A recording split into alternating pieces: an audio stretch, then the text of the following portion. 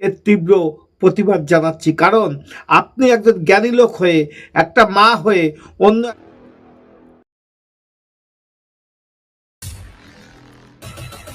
নমস্কার, আমি কৃষ্ণপদ অধিকারী। আমার ছোট্ট একটা ইউটিউব চ্যানেল আছে, চ্যানেলটার নাম don't care, Facebook page Krishna Krishna. একটা ভিডিও করছি, ভিডিওটা জানি না আপনারা সকলে দেখেছেন, কিন্তু দুঃখ সুখের মধ্যে থেকে কিছু প্রতিবাদ না করলে, যখন আমার মায়ের প্রতি, আমার মাদের প্রতি যখন অত্যাচার হয়, অন্য একটা মা যখন অত্যাচার করে, তখন হয়তো কোনো সুসন্তান পৃথিবীতে যদি থাকে, সে কোনো সময় চুপ করে থাকতে পারে না। তার জন্য আমার এই ভিডিওটা। আপনারা বলুন যে রাষ্ট্রপতিকে নিয়ে আমরা সাধারণ পাবলিক যদি কুমন্তব্য করি, কথা বলি, সেখানে আপনারা বলতে পারেন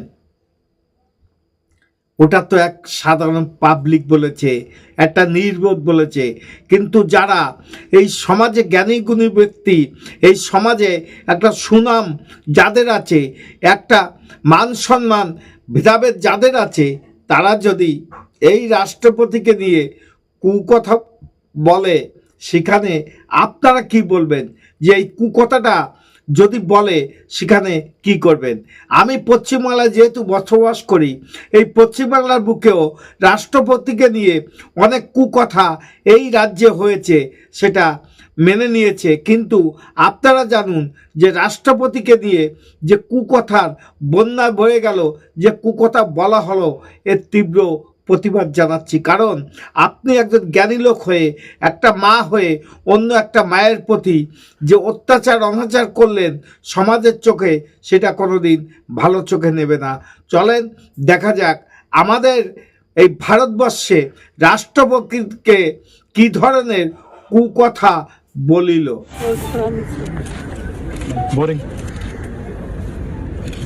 No comment.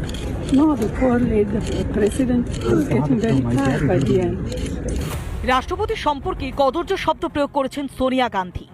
ভাবতেও লজ্জা হয়, একজন মহিলা হয়ে অপর একজন মহিলা সম্পর্কে এমন কথা। বাদ যাননি রাহুল গান্ধীও।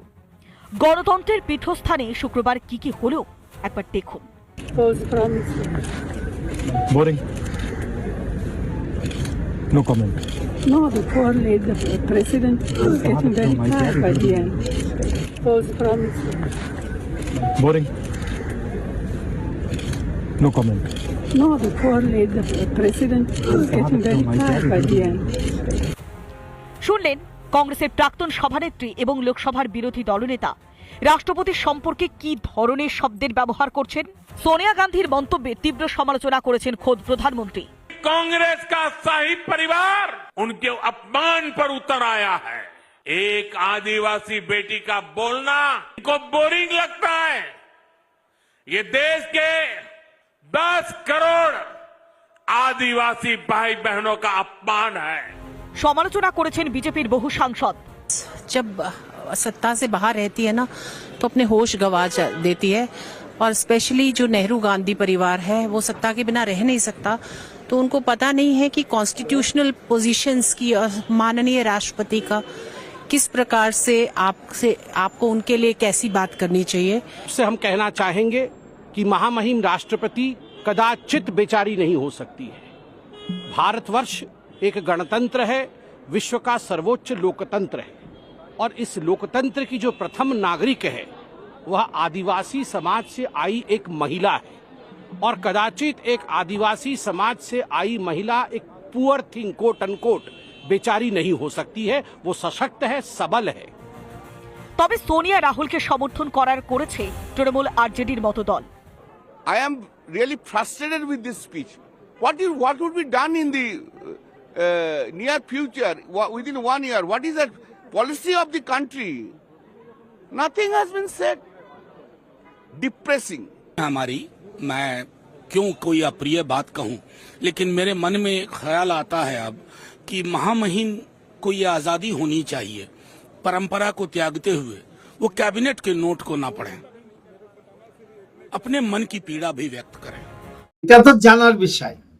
সম্মান না দিলে সম্মান পাওয়া যায় না।